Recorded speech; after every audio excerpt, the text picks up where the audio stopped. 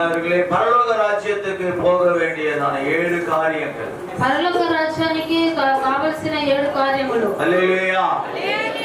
நாம் இந்த 7 కాரியங்களை நாம் சரியாக செய்வோமானால் ఈ 7 కార్యములను మనం సరిగ్గా చేసినప్పుడు நம்முடைய பயணம் పరలోకத்தை నోకి పోகும். మన యొక్క పయనము పరలోకానికి కరెక్ట్గా వెళ్తుంది. హల్లెలూయా.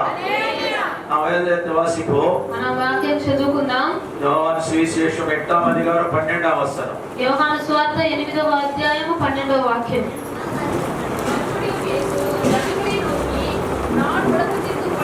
நான் உலகத்துக்கு வழியா இருக்கிறேன், என்னை பின்பற்றுகிறவன் இருளில் நடவாமல் జీవ ఒళి అడందిరుపాన్ என்றார். మరలా యేసు, నేను లోకమునకు వెలుగును, నన్ను వెంబడించువాడు చీకటిలో నడవక జీవపు వెలుగు కలిగి ఇండునని వారితో చెప్పాను. హల్లెలూయా.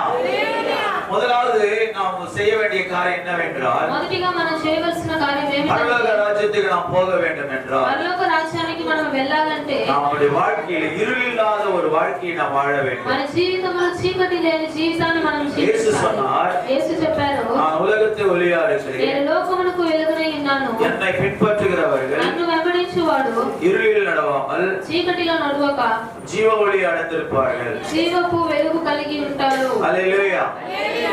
அந்த வசனத்தை நாம் வாசிக்கிறோம். అక్కడ వాక్యంలో మనం చూస్తున్నాం, உலகத்திலே நான் ஒளியா இருக்கிறேன், ఈ లోకమునకు నేను వెలుగునై ఉన్నాను, என்னை பின்பற்றுகிறவன் నన్ను వెంబడించువాడు இருளில் நடவாமல் చీకటిలో నడవక జీవ ఒళి అடைந்திருப்பார். జీవపు వెలుగును కలిగి ఉండును. హల్లెలూయా. హల్లెలూయా.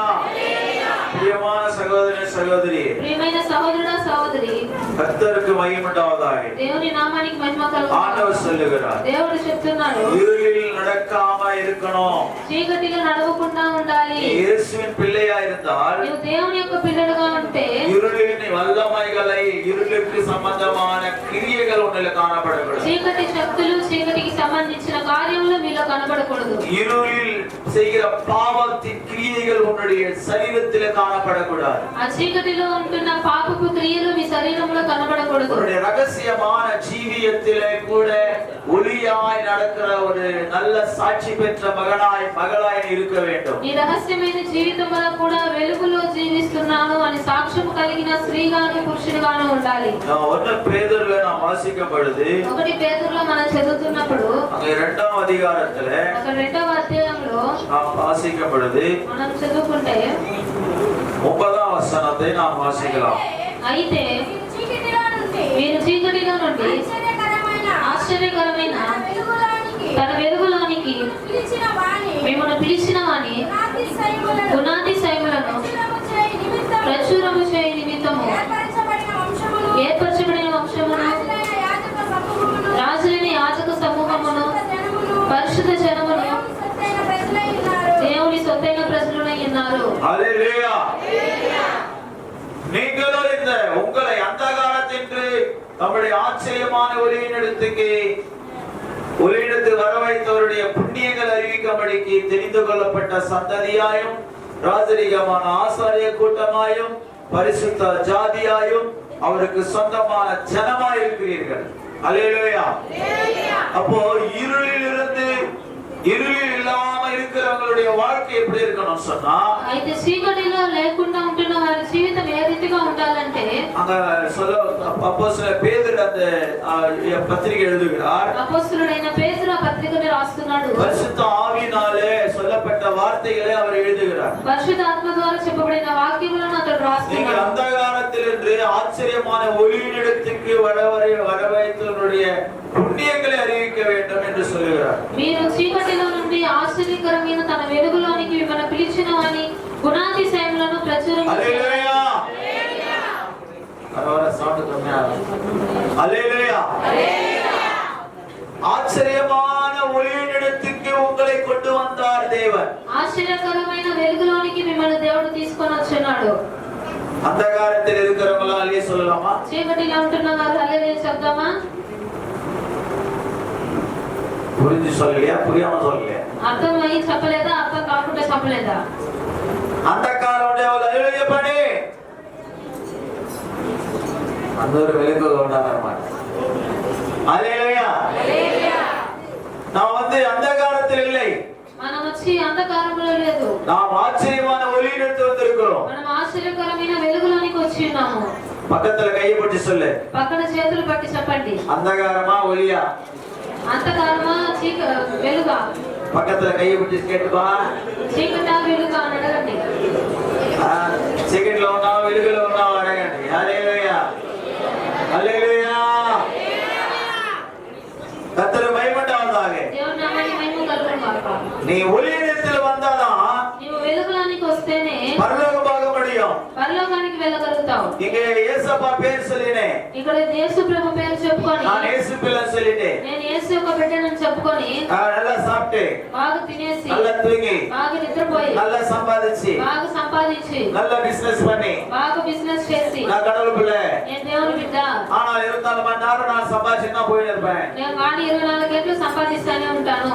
எப்படி ஒளியிடத்தில் இருக்க முடியும்? ఎప్పుడు ఏ రీతిగా మీరు వెలుగులో ఉండగలుగుతారు? ஒரு 24 மணி நேரம் ஒரு நாளுக்கு 24 గంటల సేపు ఒక రోజుకి அதுல 2 மணி நேரம் 40 நிமிஷத்துக்கு ஆண்டவருக்கு ஒதுக்கி வைக்கணும். நீ 2 గంటల 40 నిమిషాలు దేవుని కొరకు సేకరించాలి. அந்த 2 மணி நேரம் 40 நிமிஷம் ఆ 2 గంటల 40 నిమిషములు ஒண்ணு ஜெபம் பண்றதுக்கான கொடுக்கணும், ఒకటి ప్రార్థించడానికన్నా ఇవ్వాలి, சுவிசேஷம் சொல்றதுக்கான கொடுக்கணும், సువార్త చెప్పడానికన్నా ఇవ్వాలి, சபையில போய் ஜெபம் பண்றதுக்கான கொடுக்கணும். సంఘంకి వెళ్ళి ప్రార్థనలో ఉండడానికన్నా 2 ఇవ్వాలి. மணி 40 நிமிஷம் உனக்கு சொந்தம் கிடையாது. 2 గంటల 40 నిమిషములు నీకు సొంతం కాదు. இதை யார் செய்றீங்களோ దీన్ని ఎవరైతే చేస్తున్నారో வாழ்க்கையில ஆச்சரியமான ஒளி உன்னுடைய வாழ்க்கையில பிரகாசிக்கும். మీ జీవితంలో ఆశ్చర్యకరమైన వెలుగు ஒரு ప్రకాశిస్తుంది. மணி நேரம் ஊழியத்துக்கு போங்க, ఒక గంట సేపు సేవకు వెళ్ళండి, ஒரு மணி நேரம் ஜெபம் பண்ணுங்க, ఒక గంట సేపు ప్రార్థన చేయండి, ஒரு 40 நிமிஷம் பாட்டு எழுதுறதுக்கோ பாட்டு பாடுறதுக்கோ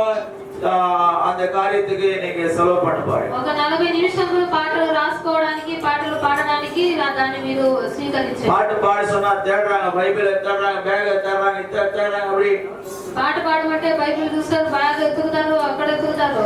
அப்படியே மனசுக்குள்ள ஒரு அதாவது ரெக்கார்டிங் பண்ணி உன்னுடைய இருதயத்துல சில பாட்டுகளை ரெக்கார்டிங் பண்ணி வைக்கணுங்க. మీ హృదయంలో కొన్ని పాటలు రికార్డ్ చేసి పెట్టుకోవాలండి. கொஞ்ச நாளுக்கு முன்னால ஆண்டவர் என்னோட பேசினார். కొద్ది రోజులకు ముందు దేవుడు నాతో మాట్లాడాడు. என் சமூகத்துல உட்கார்ந்து 10 பாட்டு பாடி என்னை ஆராதனை నా பண்ணி సంఘంలో కూర్చొని 10 పాటలు పాడి నన్ను ఆరాధించు రోజు అని நான் பார்த்தேன்.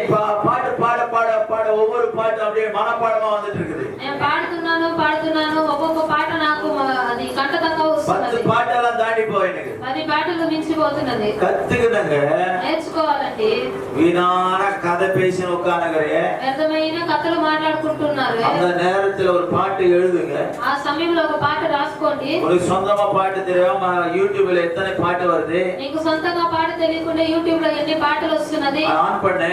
దాన్ని ఆన్ చేయండి. இல்ல எனக்கு பெரிய செல் இல்லன்னு சொல்றியா, నాకు పెద్ద సెల్ లేదంటారా, சின்ன செல்ல மெமரி கார்டு வாங்கு, చిన్న సెల్కు మెమరీ కార్డు తీసుకోండి. அதை போயிட்டு அந்த பாட்டு ரெக்கார்டிங் பண்ணி அந்த சிப்பில் வச்சுக்க, அந்த சிம்பிள் அதாவது என்ன சொல்றாங்க, அது மெமரி கார்டுல வச்சுங்க. ఆ మెమరీ కార్డులో పాటలు ఎక్కించుకోండి. ஆன் பண்ண கேட்டுனே இரு, ఆ ఫోన్ లో పెట్టుకొని వింటూ ఉండాలి. ஹல்லேலூயா.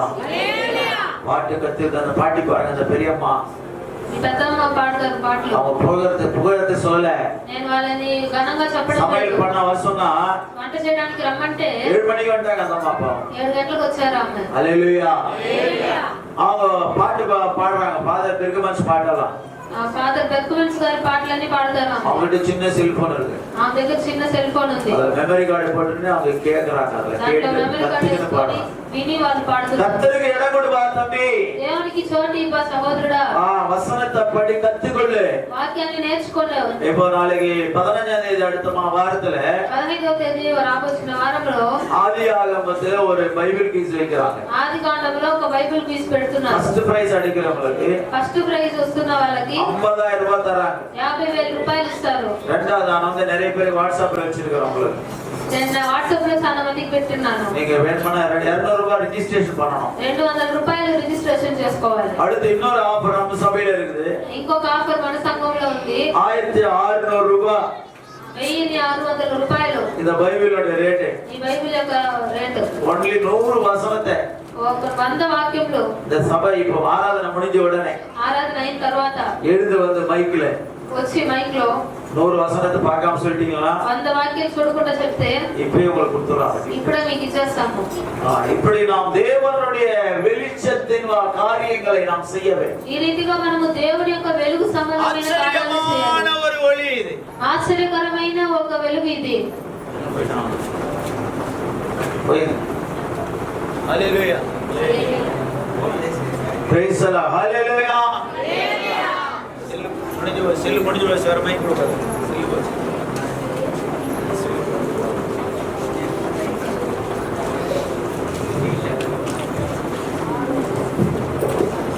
హల్లెలూయా. ఆశ్చర్యమైన ఒళి, ఆశ్చర్యకరమైన ఒక వెలుగు உங்களுடைய வாழ்க்கையில பிரகாசிக்கணும்னா మీ జీవితంలో ప్రకాశించాలంటే பாடல்களை பாடுங்க, పాటలు పాడండి, வசனத்தை தியானிங்க.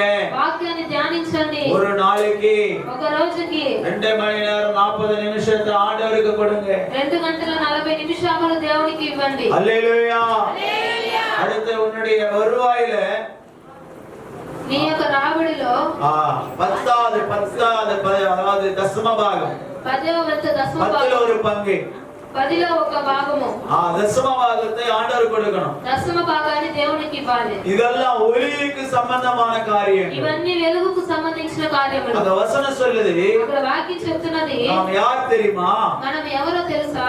அங்க சொல்லப்படுகிறது, చెప్పబడుతున్నది ஆச்சரியமான ஒளியினிடத்துக்கு உங்களை அந்தகாரத்திலிருந்து ஆச்சரியமான ஒளியினிடத்துக்கு கொண்டு வந்த தேவன், చీకటిలో నుండి ఆశ్చర్యకరమైన తన వెలుగులోనికి మిమ్మల్ని పిలిచిన దేవుడు. హల్లెలూయా. அவருடைய புண்ணியங்களை நீ அறிவிக்க வேண்டுமா? ఆయన యొక్క గుణాతిశయములను ప్రచురించాలా? முதல்ல என்ன செய்யணும்? నువ్వు ఏం చేయాలి? நீ வந்து ஒளியினிடத்தில் இருப்பாயானால், నువ్వు వెలుగు సంబంధముగా జీవిస్తే, அம்மா ஒளியினிடத்தில் இருக்கிறியா, இருள் இருக்கிறியா? వెలుగులో ఉంటున్నారా, చీకటిలో ఉంటున్నారా? இருட்டில் உட்கார்ந்துக்கிறியா, வெளிச்சத்துல உட்கார்ந்துக்கிறியா? చీకటిలో కూర్చోన్నారా, వెలుగులో కూర్చొని ఉన్నారా? யாரெல்லாம் சீரியல் பாக்குறீங்களோ, ఎవరంతా సీరియల్ చూస్తున్నారో, சினிமா பாக்குறீங்களோ, సినిమా చూస్తున్నారో, இன்னும் நீ இருளில் தான் உட்கார்ந்து கொண்டிருக்கிறாய். నువ్వు ఇంకా చీకటిలోనే కూర్చొని ఉంటున్నావు. ஜீவனுள்ள தேவனாகிய கர்த்தர் வெளிப்பட நாட்கள் சீக்கிரமாய் இருக்கிறது. జీవము గల దేవుడు ప్రత్యక్ష కాబోతున్న రోజులు చాలా త్వరగా ఉంటున్నది. பக்தி இல்லாத வார்த்தைகள், భక్తి లేని మాటలు, பரிசுத்தம் இல்லாத பேச்சுகள், పరిశుద్ధత లేని మాటలు, உன்னுடைய வார்த்தைகள் నీ యొక్క మాటలు அடுத்தவனுக்கு ஜீவனை உண்டாக்கணும். ఇతరులకు అది జీవాన్ని కలిగించాలి. அல்லேலூயா.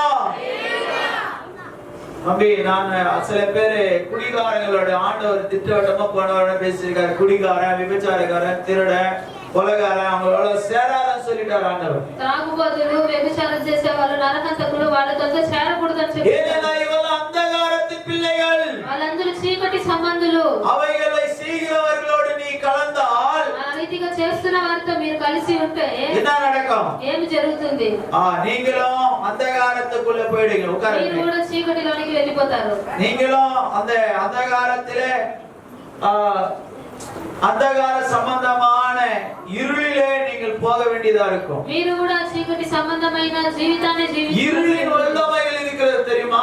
చీకటి శక్తులు ఉంటున్నాయి తెలుసా? எபேசியர்ல சொல்லப்பட்டிருக்கிறது, ఎఫెసీయులో చెప్పబడుతున్నది வானமண்டலத்தின் பொல்லாத ஆவிகள். ఆకాశ మండలపు దురాత్మలు. அங்கே வாசிக்கிறோம். అక్కడ చదువుతున్నాము 2వ அதிகாரம் 2వ అధ్యాయము 2వ వచనத்துல వాసిக்கிறோம். మీరు వాటిని చేయించు వాయుమండల సంబంధమైన అధిపతిని, అనగా అవిధేయులైన వారిని ఇప్పుడు ప్రేరేపించు శక్తికి అధిపతిని అనుసరించి ఈ ప్రపంచ ధర్మము చొప్పున ముడుపు నడుచుకొంటిరి. ஹல்லேலூயா. ஆகாயத்து அதிகார பிரபுவாகிய ஆவிக்கு ஏற்றபடி நடந்து கொண்டீர்கள். వాయుమండల సంబంధమైన అధిపతిని అనుసరించి నడుచుకొంటిరి. ஹல்லேலூயா. இங்க வந்து என்ன பாக்குறீங்க? நான் சொல்லும்போது என்ன பாருங்க, இங்க தம்பிகளை எல்லாரும் பாக்குறாங்க. నేను చెప్తున్నప్పుడు నన్ను చూడండి. ஆகாய மண்டலத்துல அதிகார பிரபு, వాయుమండల సంబంధమైన అధిపతి, அவனுக்கு ஏற்ற பிரகாரம் వాడికి కావలసిన రీతిగా அவனுக்கு ஏற்ற பிரகாரம் நடந்து கொண்டீர்கள். వాడికి కావలసిన రీతిగా మీరు నడుచుకున్నారు.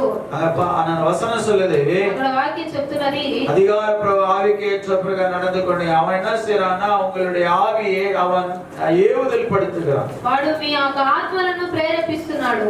மாம்சத்தின் மாம்சமோ మనసో విరుమినவைகளை செய்யும்படி శరీరము యొక్క మనస్సు యొక్క కోరికలను నెరవేర్చుకొనుచు கோபாக்கினி பிள்ளைகளாய் இருந்தீர்கள். దైవకృతకు పాత్రులమై ఉంటివి. உன்னுடைய மாம்சமோ మనసோ விரும்பினதை செய்தா தேவ கோபாக்கினைக்கு நீங்கள் ஏதுவாக பலியாயிடுவீர்கள். నీ యొక్క శరీరము నీ యొక్క మనస్సు ప్రేరేపించినవి చేసే దేవుని యొక్క కోపానికి పాత్రులమైపోతాము. హల్లెలూయా.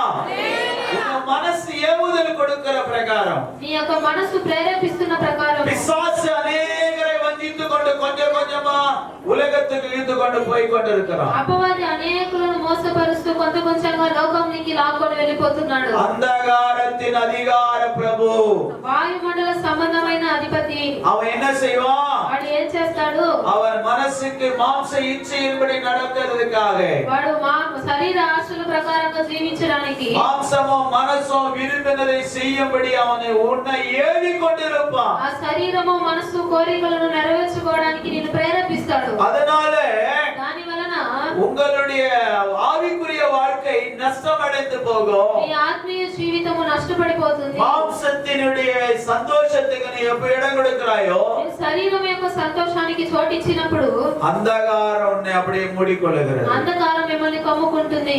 இருளுள்ளே சூழ்ந்து கொள்ளுகிறது. చీకటి మిమ్మల్ని కమ్ముకుంటుంది. அதனால దాని వలన நல்லது கெட்டது தெரியாது. మంచి చెడు తెలియదు.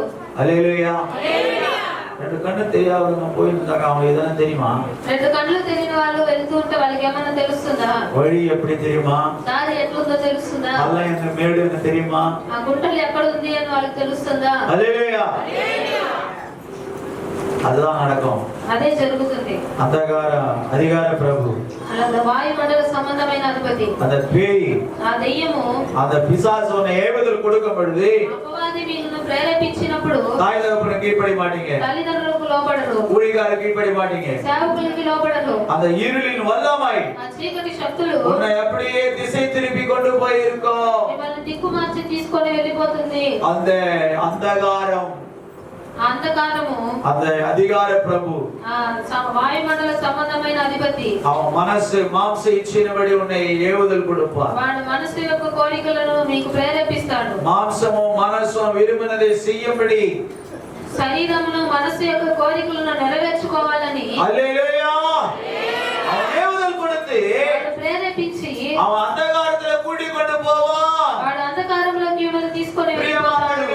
ప్రియమైన వారలారా, இயேசு சொல்லுகிறார், యేసు చెప్తున్నాడు, ஜீவ ஒளியை அடைந்திருங்கள், జీవ వెలుగుని కలిగి ఉండండి. என்னை பின்பற்றுகிறவர்கள் నన్ను వెంబడిస్తున్న వారు இருளிலே நடவாமல் చీకటిలో నడవకుండా ஜீவ ஒளியை அணிந்திருக்க வேண்டும். జీవ వెలుగును కలిగి ఉండాలి. யாரெல்லாம் உனக்கு பாவம் செய்ய உங்களுக்கு கற்றுக் கொடுக்கிறாங்களோ, ఎవరంతా మీకు పాపం చేయడానికి నేర్పిస్తున్నారో, கீழ்ப்படியாமல் போக பண்ணுகிறார்களோ, లోబడుకుంటే నిమిత్తంగా ప్రేరేపిస్తున్నారో, அதுக்கெல்லாம் நீ கீழ்ப்படியாத. దానికంతా మీరు లోబడకండి. அதான் யாக்கோபுல சொல்றாரு, అదే యాకోబులో చెప్తున్నాడు, நீங்க பிசாசுக்கு எதிர்த்து நில்லுங்கள், మీరు అపవాదిని ఎదిరించుడి, தேவனுக்கு கீழ்ப்படிந்திருங்கள், దేవునికి లోబడి ఉండుడి. அப்பொழுது உங்களுக்குள்ள ஜீவ ஒளி பிரகாசிக்கும். అప్పుడు మీలో జీవ వెలుగు ప్రకాశిస్తుంది. ஜீவனுள்ள தேவன் உன்னோடு இருப்பார். జీవమైన దేవుడు మీతో நீ ఉంటాడు. பாவம் செய்ய மாட்டார். నీవు పాపము చేయవు. பாவம் செய்கிற ஆவியை நீ விரட்டி ஓட்ட வேண்டும். పాపము చేస్తున్న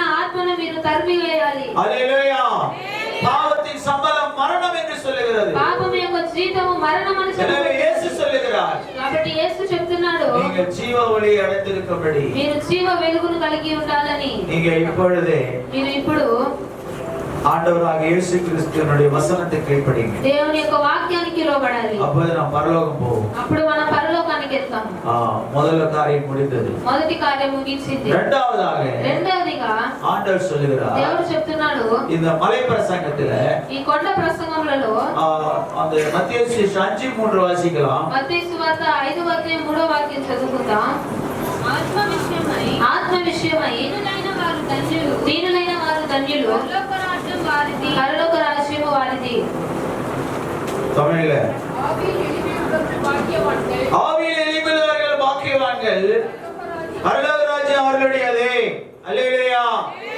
அப்போ ஆவியில எளிமையா இருக்க வேண்டும். అయితే ఆత్మలో మనము దీనులుగా ఉండాలి, அதாவது நம்ம வந்து கீழ்ப்படிய வேண்டும், లోబడాలి, எளிமை தாழ்மையா இருக்கணும், దీనులుగా ఉండాలి, ஆவியில பிரகாரம் நடக்கணும், ఆత్మ విషయంగా నడుచుకోవాలి, மாம்ச பிரகாரம் நடக்க கூடாது, శరీరానుసారంగా నడుచుకోవడం, ஆவியில எளிமையா இருக்கணும், ఆత్మ విషయము దీనులుగా ఉండాలి. அப்பொழுதுதான் நீங்க வந்து பரலோக ராஜ்யத்துக்கு போக முடியும். అప్పుడే మీరు పరలోక రాజ్యానికి వెళ్ళగలుగుతారు. తెలుగులో అழகா சொல்லப்பட்டது, తెలుగులో అందంగా చెప్పబడినది. తెలుగులో చదవండి.